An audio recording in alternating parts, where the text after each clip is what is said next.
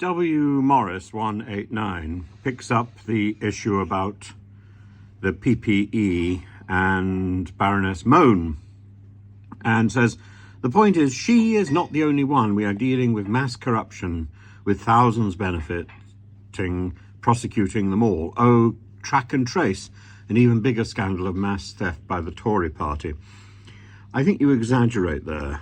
There are a number of people who I think were abusing the track and trace, or rather the VIP PPE supply system, and they found a way to make a buck out of it, and it's reprehensible. And Baroness Mone seems to be caught up as the chief example of that sort of behaviour.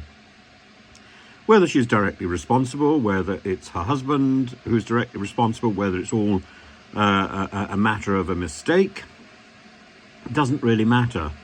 The real fault lies with the idea that there should be this VIP system, and that instead of getting people who were experienced in producing PPE, the people who were given the contracts were people who knew ministers in government.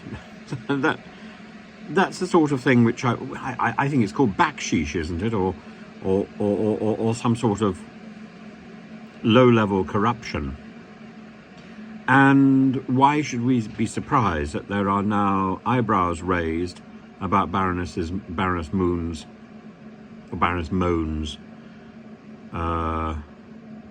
involvement? She does two things in the YouTube video and in the interviews that she gave to the Telegraph and then to the Sunday Times.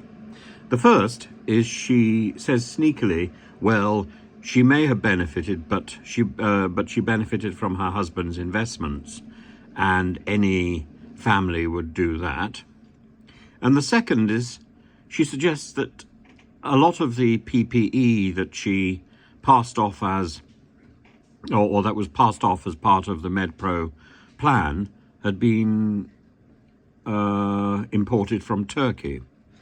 Now, we know that Turkey provided a lorry load of PPE, which was then decided, which the Department of Health decided wasn't up to scratch, that it wasn't sterilised or something. And this is part of the same problem. And I think there's an element of shifting blame here, and there's also an element where there seems to be an admission that something is wrong. Now, these are just allegations, and this is just speculation on my part. But Baroness Mone went on about how she was a victim of the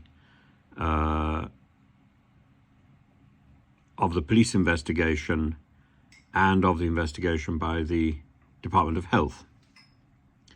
And she felt she was being scapegoated. Well, there are victims in the COVID story, and those are the people who died, and those are the families of the people who died, and the families who were not allowed to visit their loved ones as they were dying, as they were sick, because of the distancing regulations which were brought in.